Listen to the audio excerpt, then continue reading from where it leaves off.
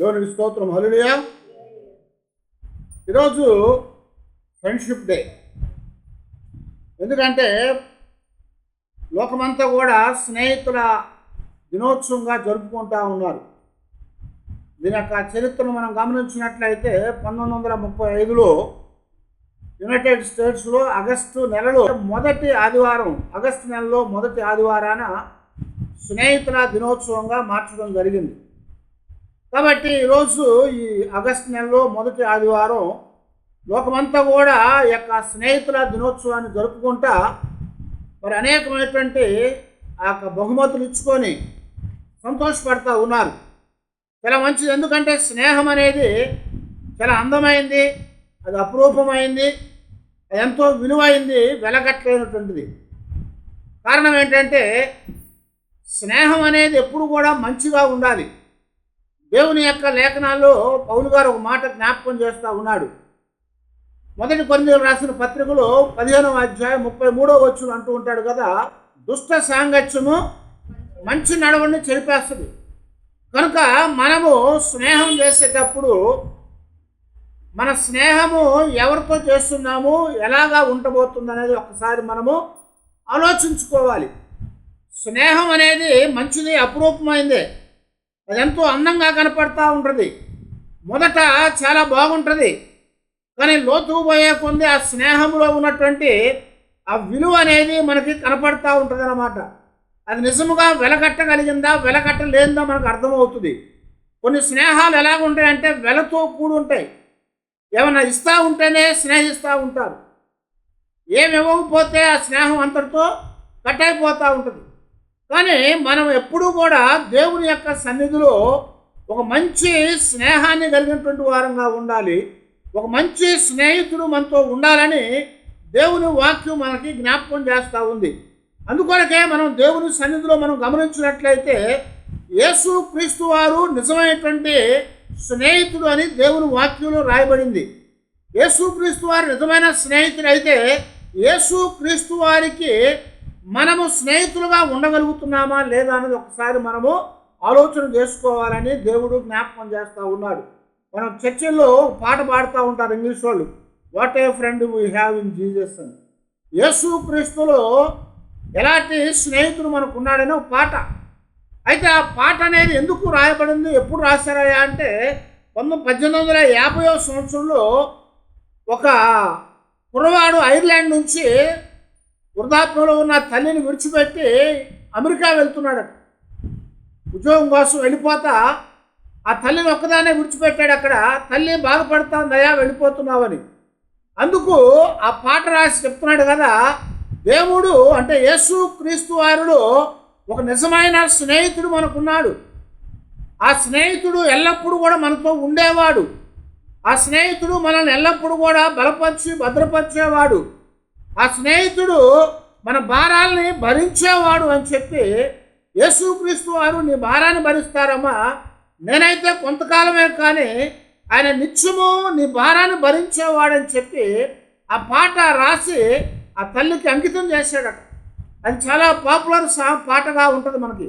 అయితే ఇప్పుడు మనం గమనిస్తూ ఉన్నప్పుడు యేసుక్రీస్తు వారు ఒక నిజమైన స్నేహితుడని దేవుని వాక్యం చెప్తా ఉంది. ఆ నిజమైన స్నేహితుడికి నిజమైన స్నేహితులుగా మనము ఉండగలుగుతున్నామా లేదా అన్నది ఒకసారి మనము జ్ఞాపకం చేసుకోవాలి. ఎందుకనంటే యేసు ప్రభువు యోహాను సువార్త 15వ అధ్యాయం 15వ వచనంలో దాసుడు తన యజమానుడు చేయనది ఎరుగడు గాని ఇక మిమ్మును దాసులని పిలవక స్నేహితులని పిలుచుచున్నాను అని చెప్తున్నాడు. ఇక్కడ యజమానుడు చేసేది దాసుడికి తెలియదు. కానీ మనమందరం కూడా ఎవరమయ్యా అంటే దేవుని దాసులని. దేవుని దాసులుగా ఉండటం అనేది బైబిల్లో చాలా గొప్ప ఆధిక్యత. దేవుని యొక్క దాసులుగా ఉండటం అంటే అది దేవుడు మనకిచ్చిన ఒక భాగ్యము. అయితే ఇక్కడ యేసుక్రీస్తు వారు కూడా దేవుని సేవకుడని పిలువబడ్డట్టుగా యెషయా గ్రంథంలో మనకు రాయబడతా ఉంటుంది. ఇంకా మనం గమనిస్తున్నప్పుడు యాకోబు నా యొక్క సేవకుడు అని పిలుస్తూ ఉంటాడు. ఆ సేవకుడుగా ఉన్నటువంటి వారిని ఆయన ఏం చేస్తాడంట, కుమారుడుగా చేసుకున్నాడు, స్నేహితులుగా చేసుకున్నాడని చెప్తున్నాడు. ఆ స్నేహము ఎలాంటి స్నేహమయ్యా అంటే చాలా గొప్ప స్నేహం అంటున్నాడు. అందుకని ఇక్కడ ఇక మీదట నేను మిమ్మలను దాసులని పిలవక స్నేహితులను పిలుస్తానని చెప్తున్నాడు. ఇక మీదట మిమ్మల్ని నేను దాసులను పిలవను. దాసులుగా ఉండటం భాగ్యమే. అయితే మీరు ఇప్పుడు దాసులు కాదు. కారణం ఏంటంటే దాసులు అనేవాడికి యజమానుడు చేసేవి అన్నీ తెలియవు. యజమానుడు ఆ చేయవలసిన సమయంలో ఇది చేయమని చెప్తాడంతే. కానీ స్నేహితుడికి అది చెయ్యక మునిపే సమస్తము కూడా తెలిసినటువంటి వాడుగా ఉంటాడు. కాబట్టి యేసుక్రీస్తు వారు చెప్తున్నాడు, మీరు నాకు స్నేహితులుగా ఉంటారు అని పిలిచాడు అన్నమాట. అందుకొరకే అబ్రహాం యొక్క జీవితాన్ని మనం గమనించినప్పుడు ఆదికాండంలో దేవుడు అబ్రహామును దర్శించాడు. అబ్రహామును దర్శించిన దేవుడు ఆ ఎండవేళ వచ్చినప్పుడు 18వ అధ్యాయంలో అక్కడ అబ్రహాము దేవుణ్ణి ఆహ్వానించాడు. వారికి సాష్టాంగపడి వారికి భోజనాన్ని ఏర్పాటు చేశాడు. వారిని తన దగ్గర నుంచి భోజనం చేయకుండా వెళ్లకుండా ఎంతగానో బ్రతిలాడుకున్నాడు. వారు వచ్చి కూర్చున్నాక వారు కాళ్ళు కడుక్కొని సేద తీర్చిన తర్వాత భోజనాన్ని సిద్ధపరిచి భోజనాన్ని వాళ్ళకు వడ్డించాడు. భోజనాన్ని వడ్డించినప్పుడు వాళ్ళు ఆరగించి వాళ్ళు వెళ్ళిపోతూ కొంత దూరం వెళ్ళాక మరలా వెనక్కి తిరిగి వచ్చాడు దేవుడు. ఎందుకు తిరిగి వచ్చాడు తెలుసా? అక్కడ ఒక చక్కని మాట రాయబడతా ఉంది, నేను చేయబో కార్యమును నా స్నేహితుడైన అబ్రహామునకు మరుగుపరుచుదునా, చెప్పకుండా ఉందునా.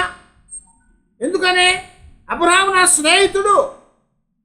స్నేహితుడు కనుక సమస్తము ఎరిగినవాడుగా ఉన్నాడు. ఇప్పుడు దేవుడు చేయబోయే కార్యం ఏంటయ్యా అంటే సొదొమ గొమొర్రా అనేటువంటి ఆ దుష్టకరమైనటువంటి ప్రాంతాన్ని దేవుడు నాశనం చేయబోతా ఉన్నాడు. నాశనం చేయబోతా ఉన్నటువంటి దాని గురించి అబ్రహాముకి చెప్పవలసిన పని లేదు, అవసరం అనేది లేదు అసలు. అబ్రహాం ఎక్కడో ఉన్నాడు, సొదొమ గొమొర్రాలు ఎక్కడో ఉన్నాయి. అబ్రహాంకి సొదొమ గొమొర్రాలకి సంబంధం లేదు. కానీ నేను చేయబోయే కార్యము అబ్రహాముకు దాచిదునా అని చెప్పి వెనక్కి వచ్చి అబ్రహాంతో దేవుడు చెప్తా ఉన్నాడు, నేను సొదొమ గొమొర్రాని నాశనం చేయబోతున్నాను అని. అప్పుడు అబ్రహాము తన కుమారుడు అంటే అన్న కుమారుడైనటువంటి లోతు గురించి దేవుని దగ్గర బ్రతిమలాడుకున్నాడు. ఆయన తప్పించాడు, అది వేరే సంగతి. అయితే చేయబోయే సంగతి అబ్రహాముకు చెప్పవలసిన అక్కర లేదు, అవసరం లేదు. కానీ స్నేహితులను పిలిచాడు కనుక స్నేహితునికి మరుగుపరచదగింది ఏది కూడా లేదని చెప్తున్నాడు. అందుకనే స్నేహం అంటే ఏదైనా అని మనం డిక్షనరీలో చూసినట్లయితే అది ఇద్దరు వ్యక్తుల మధ్యలో ఇంటిమెసీ అని చెప్తున్నాడు. వారి ఇద్దరు వ్యక్తుల యొక్క జీవితాల్లో హృదయాల్లో మరుగనేది లేకుండా సమస్తము బట్టబయలుగా ఉండగలిగేదే స్నేహం అని రాస్తున్నాడు. కాబట్టి దేవుడు అబ్రహాముని స్నేహితులుగా ఎంచాడు కనుక తన స్నేహితునికి మరుగు చేయకుండా తను చేయబోయే కార్యాన్ని ఆయన జరిగించాడు అని ఇక్కడ జ్ఞాపకం చేస్తున్నాడు. అదే మాటని ఇక్కడ యేసు ప్రభువారు మనతో చెప్తూ ఉంటున్నాడు కదా, ఇక మీదట నేను మిమ్మలను దాసులని పిలవను. ఎందుకంటే దాసులు యజమాని చేసే సంగతి తెలియదు. కానీ నేను చేయబోయే వాటిని సమస్తం కూడా నేను మీకు బోధించబోతున్నాను, తెలియచేయబోతున్నాను. కనుక నేను మిమ్మలను దాసులుగా కాక స్నేహితులుగా ఎంచుతున్నాను అని ప్రభువు ఆ యొక్క శిష్యులతో జ్ఞాపకం చేసినట్లుగా మనము చూస్తూ ఉన్నాం. అయితే దేవుని యొక్క పిల్లలంగా దేవునిలో మనము ఆయన ప్రేమించేటువంటి స్నేహితులుగా ఉన్నామా లేదా, ఆయనతో స్నేహం చేయటానికి మనము అర్హమైన వారంగా ఉన్నామా లేదన్న విషయాన్ని దేవుడు జ్ఞాపకం చేస్తున్నాడు మనకి. బైబిల్ గ్రంథంలో యేసుక్రీస్తు వారికి స్నేహితులు ఉన్నారా? స్నేహితులు ఉన్నారా? ప్రభుకి ఉన్నారు స్నేహితులు. చాలామందిని ప్రభువారు ప్రేమించారు. ప్రభువారు చాలామందిని ప్రేమించాడు. ఆయన కూడా చాలామంది ప్రేమించారు. స్నేహితులుగా ఉన్నటువంటి వారిలో ఎక్కువగా చెప్పదగిన వారు ఎవరయ్యా అంటే యోహాను గారు. ప్రభువారి రొమ్మున ఆనుకొని ఉండేటువంటి యోహాను గారు. ఆ యోహాను ఎంతగా ప్రేమించాడయ్యా అంటే జనులేమనుకున్నారట, యేసు ప్రేమించిన శిష్యుడు అనుకున్నారు. యేసు ప్రేమించిన శిష్యుడు. కాబట్టి నేను అప్పగించబడబోతున్నాను, నేను సిలువకి మరణానికి వెళ్ళబోతున్నాను, మీలో ఒకడు నన్ను ఈ రాత్రి అప్పగిస్తానని యేసు ప్రభువారు ఆ శిష్యులతో చెప్పినప్పుడు అందరూ కూడా అడుగుతున్నారు కదా, యోహాను గారిని చూసి, నీవు ఆయన స్నేహితుడు కదా, ఆయన అడిగి తెలుసుకో, నువ్వు ఆయన స్నేహితుడివి, ఆయన నిన్ను ప్రేమించాడు, నువ్వు ఆయన ప్రేమించావు ఎక్కువగా, మాకంటే ఎక్కువగా. వాళ్ళు కూడా ప్రేమించారు, 12 మంది శిష్యులు కూడా ప్రేమించారు. అయితే వారిలో ఒకడు సరిగా ప్రేమించలేదు. ఎవడు? ఇస్కరియోతు యోధా అనేవాడు. మిగిలిన వారు ప్రేమించారు, కానీ అందరికంటే ఎక్కువగా ప్రేమించింది ఎవరయ్యా అంటే యోహాను గారు. అందుకని ఆయన ఎప్పుడు కూడా ప్రభు వారి యొక్క రొమ్మున ఆనుకొని ఉండేవాడట. కాబట్టి ఆ శిష్యులందరూ కూడా యోహాను వైపు చూసి ప్రభువుని అడిగి తెలుసుకో అని చెప్తున్నారు. ప్రభువు ప్రేమించిన శిష్యుని వారు తెలుసుకోమని అడిగారు. కాబట్టి ఆ యోహాను గారు ప్రభువుని అడుగుతున్నారు, ప్రభువా నిన్ను అప్పగించబోయేవాడు ఎవడు నాయన అని అడుగుతున్నాడు. కనుక యేసు ప్రభువారిని ప్రేమించిన వారు కొందరున్నారు, వారిలో ఇక్కడ యోహాను గారు ఉన్నారు. అలాగే యేసు ప్రభువారు ప్రేమించిన వారు, యేసు ప్రభువారిని ప్రేమించిన వారు ఎవరయ్యా అంటే లాజరు ఉన్నాడు, అలాగే మరియా మార్త ఉన్నారు. ఆ కుటుంబం యేసు ప్రభువారిని ఎంతగానో ప్రేమించింది. ఆయన బేతనియాకు వచ్చినప్పుడల్లా ఆ ఇంట్లో బస చేసేవాడు. ఎప్పుడు బేతనియా వచ్చినా లాజరు మరియా మార్త ఇంట్లో ఆయన బస చేసేవారు. కారణం ఏంటంటే అంతగా స్నేహం చేరు ఆయనని. వారి స్నేహము మరువలేనటువంటిది. లాజరు గురించి ప్రభువారు దుఃఖపడ్డారు, ఏడ్చారు. యోహాను సువార్త 11వ అధ్యాయం మనకు రాయబడతా ఉంటుంది. లాజరు జబ్బుతో ఉన్నాడని, ఆయన చనిపోయాడని తెలిసినప్పుడు ఆయన దగ్గరకు వచ్చినప్పుడు యేసు కన్నీళ్లు విడిచాను అని రాశారు. యేసు కన్నీళ్లు విడిచాను. ఎవరు ఏడుస్తారండి? ఒక మంచి చచ్చిపోయినప్పుడు, చనిపోయినటువంటి వారు అక్కడ ఉంటే అక్కడికి వెళ్ళిన వాళ్ళు ఎవరు ఏడుస్తారు తెలుసా? ప్రేమించిన వాళ్ళు ఏడుస్తారు. ప్రేమించిన వాళ్ళు ఏం చేస్తారు? నవ్వుకుంటూ ఉంటారు అక్కడ కూడా కదా. కానీ యేసు ప్రభువారు లాజరు చనిపోయినప్పుడు వచ్చినప్పుడు యేసు ప్రభువారు ఏడ్చారు, కన్నీరు గార్చాడు లాజరు కోసం. ఎందుకు ప్రభువు కన్నీరు గార్చాడు లాజరు కోసమయ్యా అంటే స్నేహం బట్టి, స్నేహాన్ని బట్టి ప్రభువు ఏడ్చాడు. అందుకనే చూసినటువంటి ఆ యూదులు అనుకున్నారు కదా, ఆయన లాజరును ఎంతగా ప్రేమించాడో అనుకున్నారు. ఎందుకు? ఏడ్చినందుకు, కన్నీరు కార్చినందుకు. వాస్తవానికి పురుషులకి చాలా తక్కువగా ఏడుస్తారు కదా. చచ్చిపోయిన శవం అక్కడ ఉన్నా కానీ తక్కువ మంది బయటపడి ఏడుస్తారు, ఆడవాళ్ళు ఎక్కువ ఏడుస్తూ ఉంటారు. కానీ ప్రభు ఏడ్చారు ఇక్కడ. ప్రభు ఏడ్చాడంటే దాని అర్థం ఏంటంటే వారిద్దరి మధ్యలో అంత సన్నిహితం ఉంది, వారిద్దరి మధ్యలో అంత బంధం ఉంది, స్నేహం ఉంది. లాజరు ప్రభువును ప్రేమించాడు, ప్రభువు లాజరును ఇంకా ఎక్కువగా ప్రేమించాడు. అందువలన ప్రభువు లాజరు దగ్గరకు వచ్చినప్పుడు లాజరును మరి ఎక్కువగా ప్రేమించినట్లుగా దేవుని యొక్క వాక్యంలో మనకి ఇక్కడ జ్ఞాపకం చేస్తున్నారు. కాబట్టి మన జీవితాల్లో మన స్నేహం అనేది ఎవరితో చేస్తున్నామనేది ఒకసారి చూసుకోవాలి.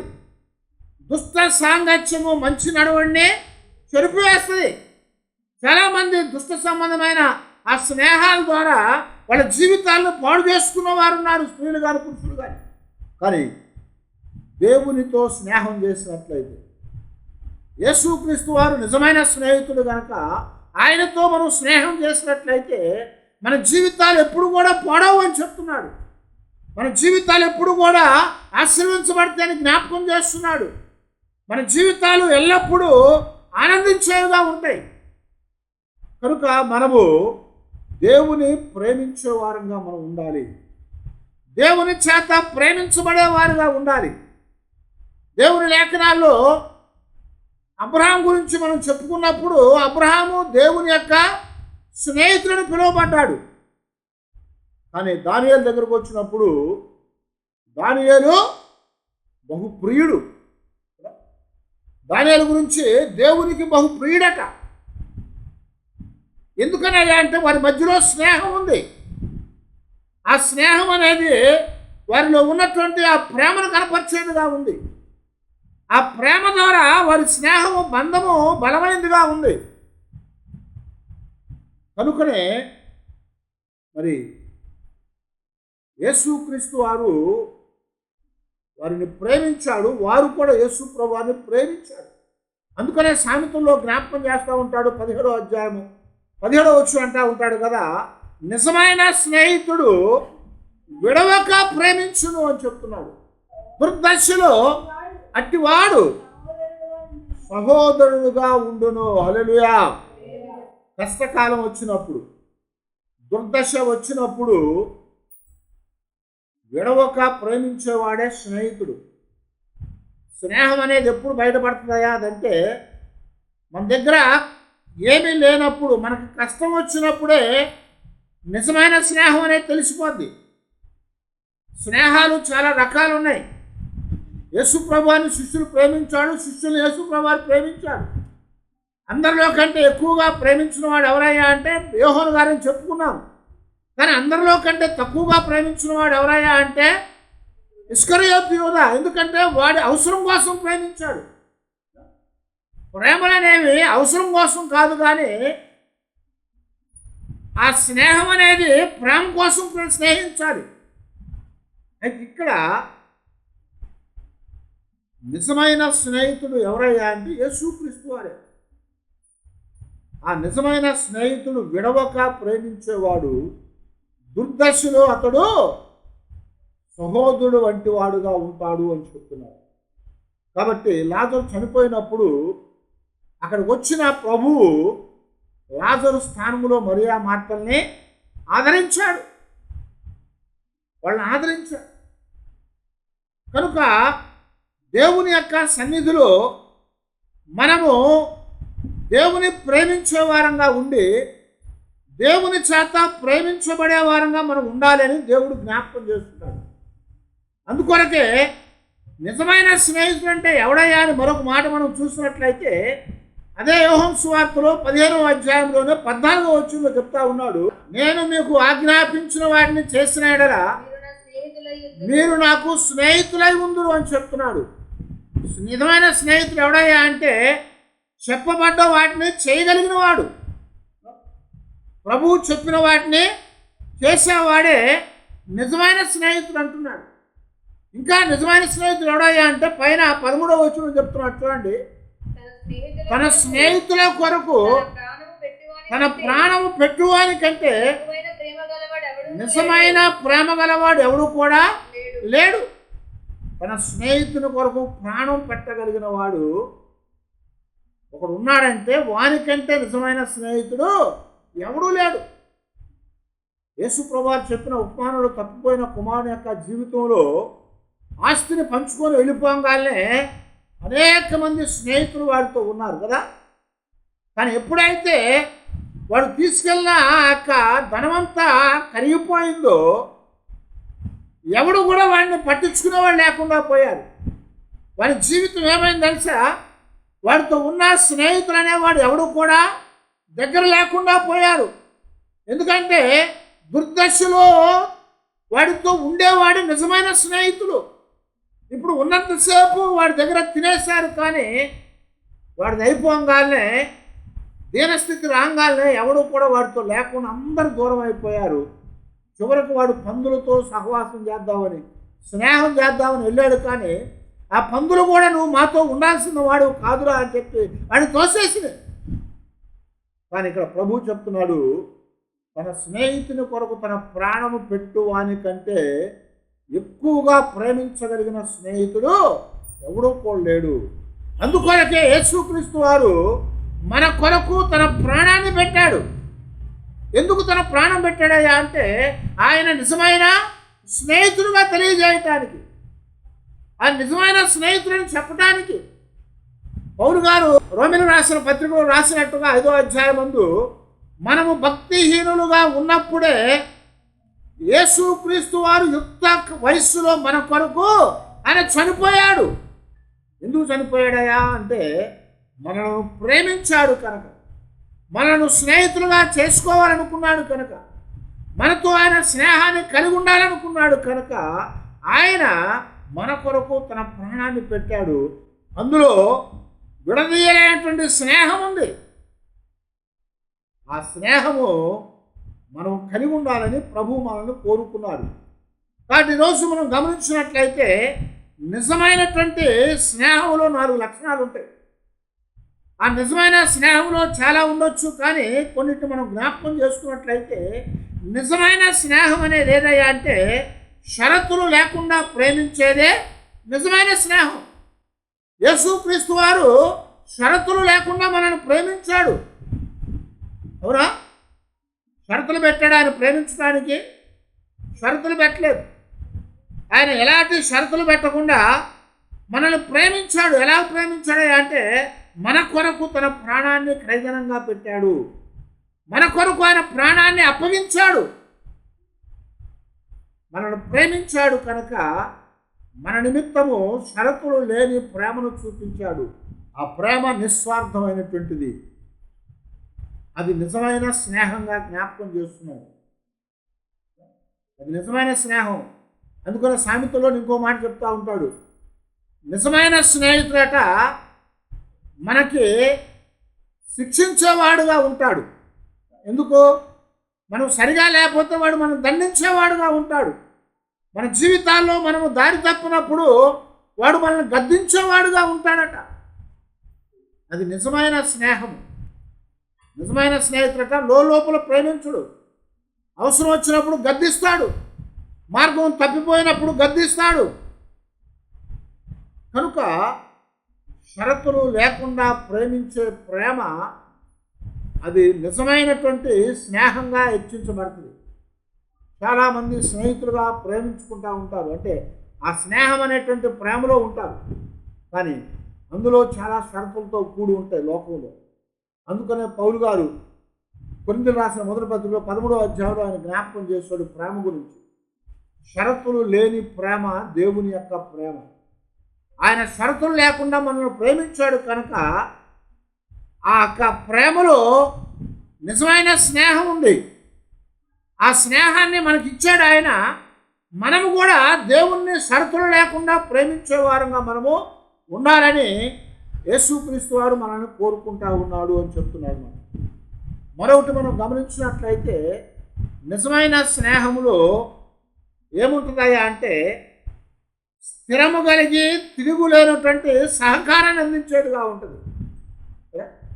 నిజమైన స్నేహంకి చాలా సపోర్ట్ ఉంటుంది. ఎలాంటి పరిస్థితులు వచ్చినా సరే తోడుగా ఉండి సహకరించేవాళ్ళుగా ఉంటారు, మరి మద్దతునిచ్చేవాళ్ళుగా ఉంటారు కదా. ఒక స్నేహితుడు తప్పు చేసినా సరే వాడి దగ్గర ఉన్నటువంటి నిజమైన స్నేహితుడు ఏం చేస్తాడు? వాడికి మద్దతుగా నిలబడతా ఉంటాడు.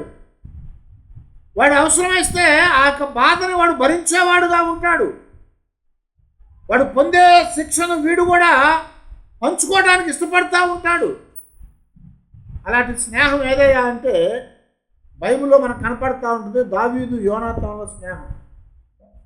దావీదు యోనాతానులో వారి స్నేహం చాలా గొప్పది. దావీదు యోనాతానుల స్నేహం ఎలాంటిదయ్యా అంటే స్త్రీల ప్రేమ కంటే కూడా అది గొప్పదని చెప్తున్నారు. దావీదు కోసము తండ్రి అయిన సౌలు చేత తిట్లు తిన్నాడు. దావీదు కొరకు తండ్రి అయిన సౌలు యోనాతాను కూడా చంపడానికి వెనకాడలేదు. అంటే దావీదు కోసం తన ప్రాణాన్ని ఇవ్వటానికి కూడా ఇష్టపడ్డాడు. అది దావీదు కొరకు దావీదును రాజుగా చేయటం అనేది చాలా తప్పు పని కదా.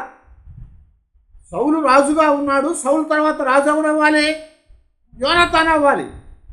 కానీ యోనాతాను దావీదుకి సపోర్ట్ చేస్తున్నాడు.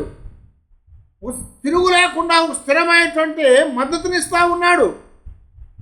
దేవుని యొక్క సన్నిధిలో దావీదును రాజును చేయాలనుకున్నాడు యోనాతాను, ఆయన రాజు కాకుండా.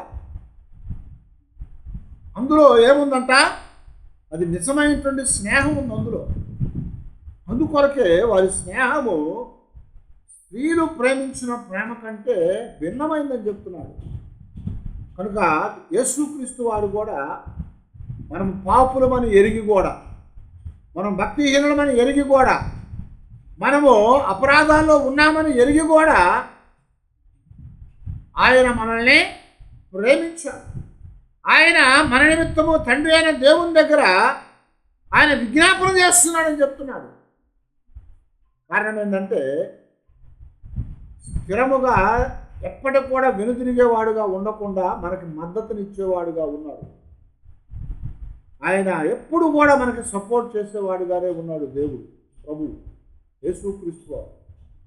కనుక నిజమైనటువంటి స్నేహం అంటే స్థిరముగా ఉండి తిరుగు లేకుండా ఎప్పటికీ మద్దతు ఇచ్చేవారుగా ఉండాలి. అంతేగాని లాభం కోసం మద్దతుని ఇవ్వటం మానేసేవాళ్ళు చాలామంది ఉంటారు. దేవుని యొక్క స్నేహం అనేది, నిజమైనటువంటి స్నేహం అనేది ఏదయ్యా అంటే ఎలాంటి లాభకరమైన వాటికి కూడా ప్రలోభ పడకుండా, తిరుగు లేకుండా స్థిరముగా సపోర్ట్ ఇచ్చేది, మద్దతు ఇచ్చేటువంటిదే నిజమైన స్నేహము. ఆ స్నేహము మరి యేసుక్రీస్తు వారు మనకి ఇచ్చారు. మనము కూడా ఆయనతో అలాంటి స్నేహం చేయాలని ఆయన కోరుకుంటున్నట్టుగా దేవుని వాక్యం మనకి ఇక్కడ జ్ఞాపకం చేస్తూ ఉంది. మరొకటి మనం గమనిస్తున్నట్లయితే దేవుని సన్నిధిలో ఇక్కడ జ్ఞాపకం చేస్తున్నాడు కదా, ఎలాంటి ఛాలెంజ్నైనా సరే ఎదురవటానికి సముఖంగా ఉండగలిగేవాడే నిజమైన స్నేహితుడు. అది ఎలాంటి పరిస్థితులు ఎదురుపడవచ్చు, వాటిని ఎదుర్కోవటానికి సిద్ధంగా ఉండగలగాలి. అలా ఉండగలిగినప్పుడే మనము దేవునితో స్నేహించగలిగిన వారంగా ఉంటాం. లేకపోతే అందులోనే నిజమైన స్నేహం ఉందని దేవుడు మనకి జ్ఞాపకం చేస్తున్నాడు. విల్లింగ్ టు ఛాలెంజ్ అనమాట. సవాల్ చేయగలిగినటువంటి ఆ యొక్క సత్తా మనలో ఉండాలి స్నేహితులుగా. సామెతల గ్రంథంలో 27వ అధ్యాయంలో 5వ వచనంలో లోపల ప్రేమించుట కంటే బహిరంగంగా గద్దించుట మేలు, మేలును కోరి స్నేహితుడు గాయములు చేయును,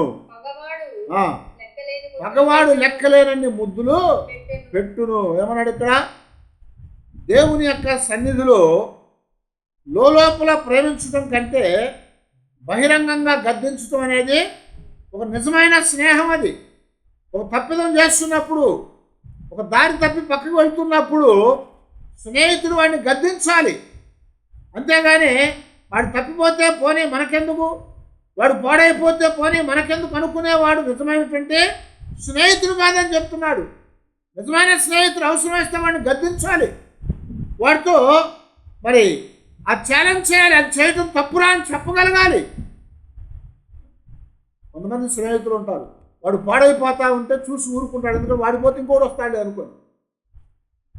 కానీ నిజమైనటువంటి స్నేహంలో ఎలా ఉంటుందయ్యా అంటే మనం తప్పు చేస్తున్నప్పుడు మనల్ని గద్దించేవాడుగా ఉంటాడు నిజమైన స్నేహితుడు.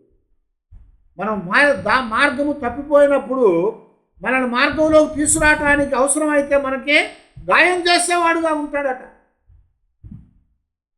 మగవాడు లెక్కలేనన్ని ముద్దులు పెడతాడు, కానీ నిజమైన స్నేహితుడు గాయము చేయును అని చెప్తున్నాడు. అవసరమైన చూడు కొడతాడు వాడు స్నేహితుడు. యేసుక్రీస్తు వారు కూడా నిజమైన స్నేహితుడు. ఎందుకంటే ఆయన కూడా మనల్ని దండించేవాడుగా ఉన్నాడు. దేవుని వాక్యం రాస్తున్నాడు. దేవుని వాక్యం అనేదట ఎందుకు ఇచ్చాడయా అంటే అది బుద్ధి చెప్పుటకును గద్దించుటకును దేవుడు మనకి ఇచ్చాడని చెప్తున్నాడు. బుద్ధి చెప్పడానికి, గద్దించడానికి, సరిచేయటానికి దేవుడు వాక్యాన్ని ఇచ్చాడు. ఆ వాక్యంతో మనం సరిచేయాలి, బుద్ధి చెప్పాలి, గద్దించాలి. అప్పుడే అందులో నిజమైన స్నేహం అనేది ఉంటుందని చెప్తున్నారు. ఆ నిజమైన స్నేహాన్ని మనం ప్రభువు నుంచి పొందుతున్నాం. దావీదు అంటాడు, నేను మార్గము విడవగా ఆయన నన్ను గద్దించాడు, నన్ను కొట్టానంటాడు. మార్గాన్ని విడిచినప్పుడట దేవుడు ఆయన్ని దండించాడు, కొట్టాడట. కాబట్టి ఆయన గద్దింపు నాకు మేలాయను, ఆయన గద్దింపు నాకు మేలైంది. ఆయన దండన నాకు మేలైందని చెప్తున్నాడు. ఆయన గద్దించాడు, కొట్టాడు కనుక తిరిగి నా మార్గంలోకి నేను రాగలిగానని దావీదు చెప్తా వచ్చాడు.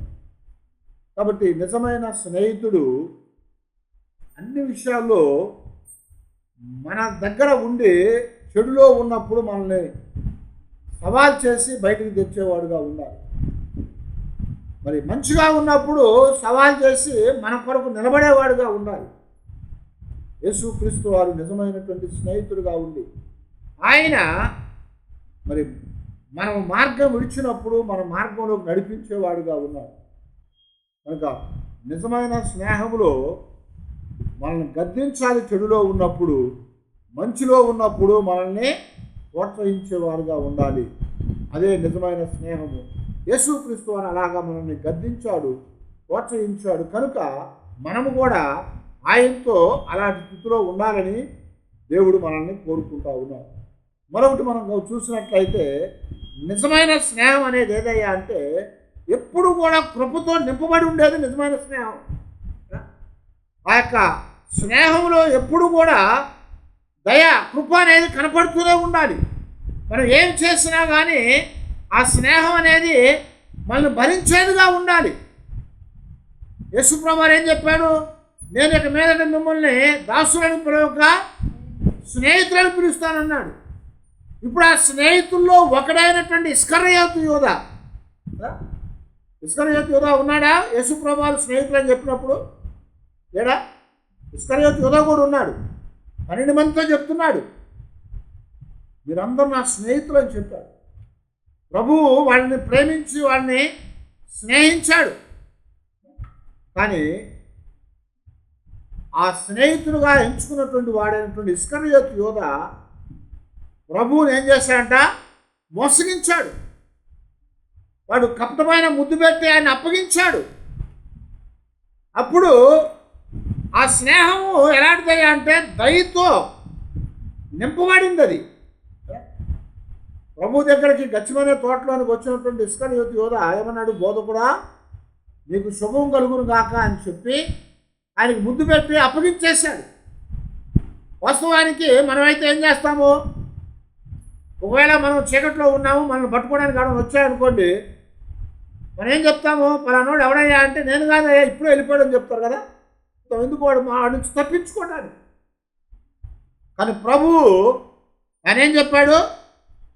నేనే, మీరు ఎతుకుతున్న వాడను నేనే. కాబట్టి స్నేహితుడా, నువ్వు వచ్చి నీ పని నువ్వు చేయమని చెప్పాడు. ఏమన్నాడు? చెలికాడా, నువ్వు వచ్చిన పని నువ్వు చేయని చెప్పాడు. చెలికాడంటే ఎవరు? స్నేహితుడు. చెలికాడంటే స్నేహితుడు. కాబట్టి నా స్నేహితుడు నువ్వు చేయడానికి వచ్చిన పని నువ్వు చేయమని చెప్పి ఆ కృప దయ అనేది చూపించాడు. లేకపోతే వెంటనే పేతురు దగ్గర కత్తి ఉంది కదా, పేతురు వాడిని అప్పగించడానికి వచ్చాడు పేతురు అని చెప్తే వెంటనే పేతురు ఏ విచక్షణ లేకుండా ఇస్కరియోతుని చంపేసేవాడు. కారణం ఏంటి తెలుసా? ఎందుకంటే ప్రభువును పట్టుకోవడానికి వచ్చినటువంటి ఆ గుంపులో ఎవడో కొన్ని చంపేద్దాం అనుకుని నరకడానికి ప్రయత్నం చేశాడు. ఎందుకు నరికాడా అంటే ఆయన ప్రభువు, ఆయన గురువు గారు, ఆయన పట్టుకోవడం వాడికి ఇష్టం లేదు. ప్రభువును పట్టుకోవడం పేతురికి ఇష్టం లేదు. కాబట్టి ప్రభువును తప్పించాలని ప్రభువు కొరకు మరి ఒక పని చేయాలని ఒక ఆశపడిన వాడే తన దగ్గర ఉన్న కత్తి తీసి ఎవరినో ఒకటి చంపి అందరూ పారిపోతారనుకున్నాడు. కానీ ప్రభు అక్కడ స్నేహంలో కృప ఉంటుంది, దయ ఉంటుందని చెప్తున్నాడు. స్నేహం ఎప్పుడు కూడా దయతో కూడిందిగా ఉంటుంది, కృపతో కూడిందిగా ఉంటుంది.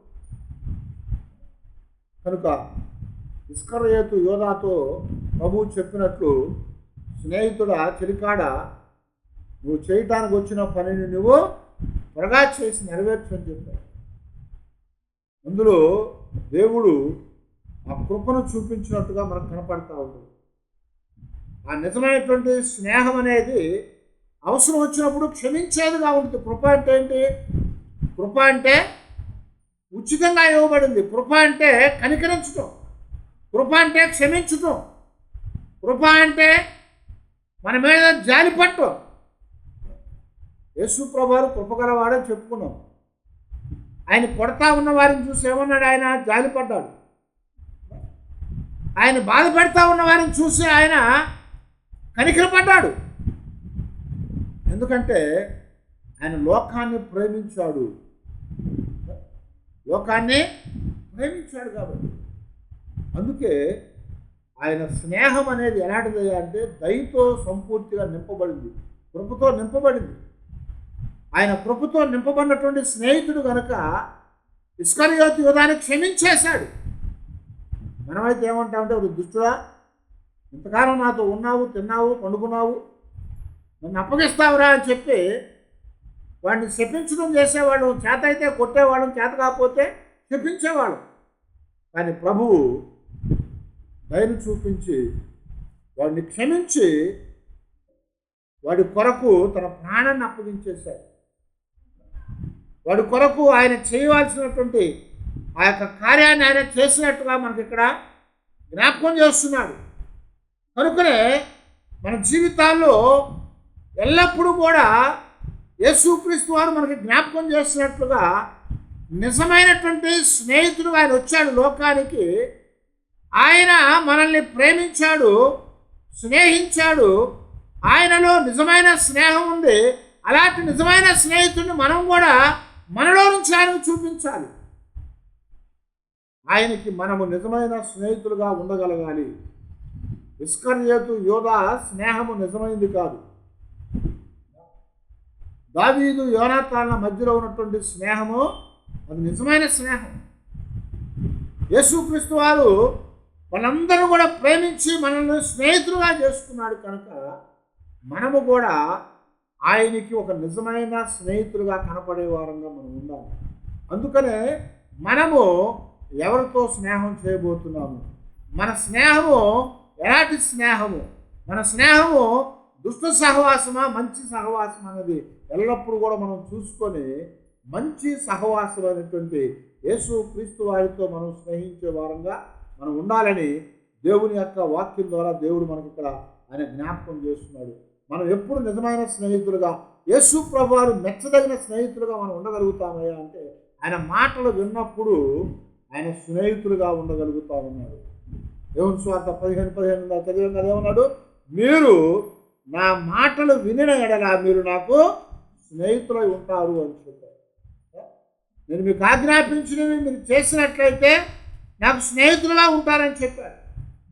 అలాగే ఆయన మనకు నిజమైన స్నేహితులుగా ఎలా ఉన్నాడయ్యా అంటే ఆయన ప్రాణం పెట్టాడు కనుక ప్రాణం పెట్టు వానికంటే నిజమైన స్నేహితుడు ఎవడూ కూడా లేడు కనుక మనము కూడా అవసరమైతే ఆయన కొరకు ప్రాణం పెట్టగలిగిన వారంగా మనం ఉండాలి. ఆయన కొరకు మనం కూడా ప్రాణం పెట్టగలిగిన వారు ఉండాలి. ప్రభువు కొరకు స్టెఫను చనిపోయాడు, ప్రభువు కొరకు ఆయన ప్రాణాన్ని పెట్టాడు. ఆ తర్వాత శిష్యులు 11 మంది కూడా ఇస్కరియోతు పోయిన 12వ వాడు ఏర్పాటు చేయబడ్డాడు. 12 మంది కూడా దేవుని కొరకు వారు ప్రాణాలు పెట్టారు. ఎందుకంటే వాళ్ళు ప్రేమించారు, స్నేహించారు కనుక అవసరమైతే మనము కూడా ఆయన కొరకు ప్రాణం పెట్టగలిగిన వారంగా ఉన్నాం. అలాగే మన జీవితాల్లో మనము మరి ఆయన ప్రేమ ప్రకారంగా ఆయన ప్రేమించేటువంటి వారంగా మనం ఆయన్ని ప్రేమించి ఆయన సన్నిధిలో మనం ఆయనతో నడుచుకునే వారంగా మనం ఉండాలి. అప్పుడే ఆయనకి నిజమైన స్నేహితులుగా మనం ఉండగలుగుతాం. యోహాను గారు ప్రభు రొమ్మున ఆనుకొని ఉన్నాడు, ఆయన్ని వెంబడించాడు కనుక నిజమైన స్నేహితుడిని పిలువబడ్డాడు, ప్రేమించిన స్నేహితులని పిలువబడ్డాడు, శిష్యులని పిలువబడ్డాడు. అలాగా మనము కూడా ప్రభు రొమ్మున ఆనుకొని ఆయన్ని వెంబడించినట్లయితే మనము నిజమైనటువంటి స్నేహితులుగా పిలువబడతాము. ఆ నిజమైన స్నేహం అనేది మనలో ప్రభువుకి మనం కనపరచగలగాలి. అలా కనపరిచినప్పుడే దేవుడు మన పక్షాన నుండి మనం దీవించి నడిపించి బలపరిచేవాడుగా ఉంటాడు. అలాంటి కృప దేవుడు మనకు అనుగ్రహించేటట్లుగా మనందరం కూడా దేవా నీవు మమ్మల్ని ప్రేమించి నీ షరతులు లేని ప్రేమను మాకు చూపించి మమ్మల్ని స్నేహించావు. మేము కూడా షరతులు లేకుండా నిన్ను ప్రేమించి నీతో స్నేహం చేయటానికి సహాయం చేయమని అడగాలి. దేవా, స్థిరమైనటువంటి తిరుగులేనటువంటి ఒక మద్దతుని, సహకారాన్ని మాకు అందించావు నాయన. మేము కూడా అన్ని విషయాల్లో నీతో సహకరించడానికి మాకు సహాయం చేయమని మనం ప్రభువుని అడగాలి. దేవా, ఇదిగో మరి తప్పు చేసినప్పుడు మమ్మల్ని గద్దించడానికి మాతో ఛాలెంజ్ చేసి ప్రభా మా మార్గాల్లోంచి సరిచేసి నీ బిడలుగా చేసుకున్నావు తండ్రి. అలాగా మేము కూడా జీవించడానికి మాకు సహాయం చేయి ప్రభా. నీ స్నేహంలో కృప ఉంది ప్రభా. నువ్వు ప్రేమించావు, నువ్వు క్షమించావు. మేము కూడా ప్రేమించి క్షమించడానికి, నిజమైన స్నేహితులుగా ఉండటానికి మమ్మల్ని స్థిరపరచు తండ్రి అని ప్రభు సన్నిధిలో మనము ఎల్లప్పుడూ కూడా దేవునితో ఆయన పాదాల దగ్గర మనం ముందుకు సాగటానికి, ఆ నిజమైన స్నేహాన్ని మనం కలిగి ఉండటానికి దేవుని దగ్గర ప్రార్థన చేసుకున్నాము. దేవా, నీ కృపలో మమ్మల్ని ఎత్తిపట్టును ఆయన తండ్రి. ఇదిగో ఎల్లప్పుడూ నిన్ను ప్రేమించి నీ స్నేహితులుగా జీవించడానికి మాకు సహాయం చేయండి అని ప్రభు దగ్గర ప్రార్థన చేసుకున్నాం. త్వరలో వచ్చి అందరం ప్రార్థన చేసుకున్నాం.